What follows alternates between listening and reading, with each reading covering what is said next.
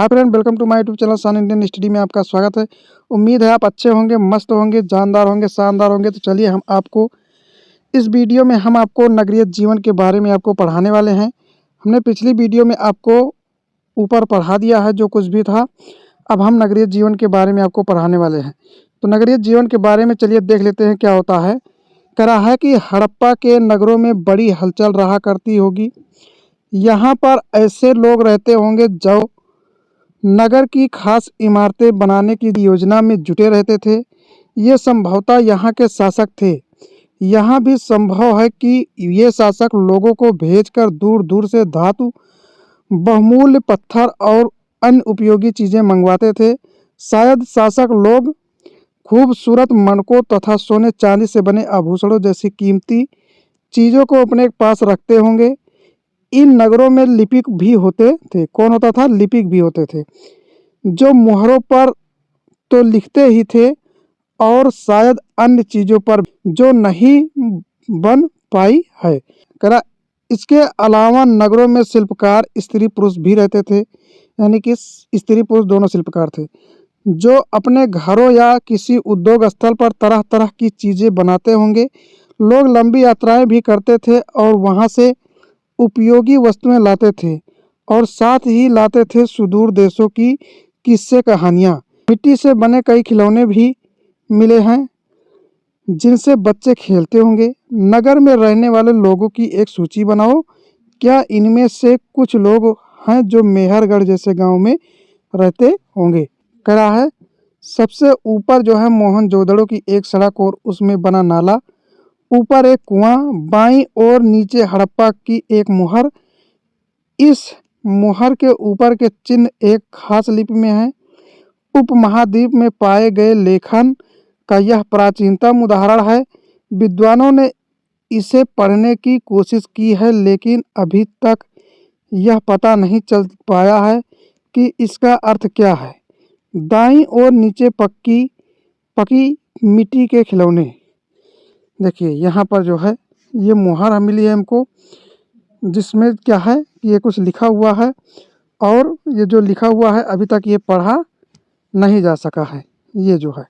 उसके बाद ऊपर क्या कह रहा है कि सबसे ऊपर मोहनजोदड़ो की एक सड़क और उसमें बना नाला और एक कुआं, जो कि ऊपर क्या है, मोहनजोदड़ो की एक सड़क है बनी है ऊपर की ओर और उसमें बना एक नाला, ये देखो मिला है, कुआं भी मिला है। ये कुआं जो आपको है ये मिला हुआ है। तो चलिए हम आपको आगे बता देते हैं। कह रहा है नगर और नए शिल्प। तो देखिए आओ अब कुछ ऐसी चीज़ों के बारे में अध्ययन करें जो हड़प्पा के नगरों से प्राप्त हुई है। पुरातत्वविदों को जो चीज़ें वहाँ मिली हैं उनमें अधिकतर पत्थर, शंख, तांबे, कांसे, सोने और चांदी जैसी धातुओं से बनाई गई थी।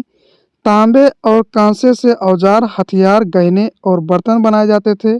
सोने और चांदी से गहने और बर्तन बनाए जाते थे। यहाँ मिली सबसे आकर्षक वस्तुओं में मनके, बाट और फलक है। सबसे आकर्षक वस्तुएं क्या हैं? मनके, बाट और फलक।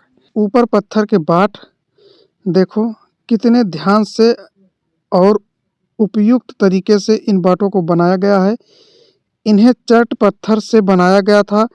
इन्हें शायद बहुमूल्य पत्थर और धातुओं को तौलने के लिए बनाया गया होगा। मध्य में बाएं मनके इनमें से कई कार्नेलियन पत्थरों से, ये जो हैं ये हमारे क्या है, मनके कार्नेलियन पत्थरों से बनाए गए थे। पत्थरों को काट और तराश कर मनके बनाए गए। इनके बीच छेद किए गए थे ताकि धागा डालकर माला बनाई जाए। मध्य में दाएं पत्थर के धारदार फलक, ये जो कि दाएं क्या है, पत्थर के धार। नीचे दाएं कढ़ाईदार वस्त्र, एक महत्वपूर्ण व्यक्ति की पत्थर से बनी मूर्ति जो मोहनजोदड़ो से मिली थी। इसमें इसे कढ़ाईदार वस्त्र पहने दिखाया गया है। ये देखो कढ़ाईदार वस्त्र भी आपको दिखाया गया है, वस्त्र जो ये पहना हुआ है व्यक्ति है। तो इसमें देखिए पत्थर की मूर्ति भी है। तो चलिए हम कहते हैं हड़प्पा सभ्यता के लोग पत्थर की मुहरें बनाते थे। इन आयताकार पृष्ठ नंबर 25 पर जो दिखाया गया है, मुहरों पर सामान्यतः जानवरों के चित्र मिलते हैं। हड़प्पा सभ्यता के लोग काले रंग से डिजाइन किए हुए खूबसूरत लाल मिट्टी के बर्तन बनाते थे। देखो पृष्ठ 6 पर आपको दिया गया। अध्याय 2 में तुमने जिन गांवों के बारे में पढ़ा, क्या वहां भी धातु का उपयोग होता था?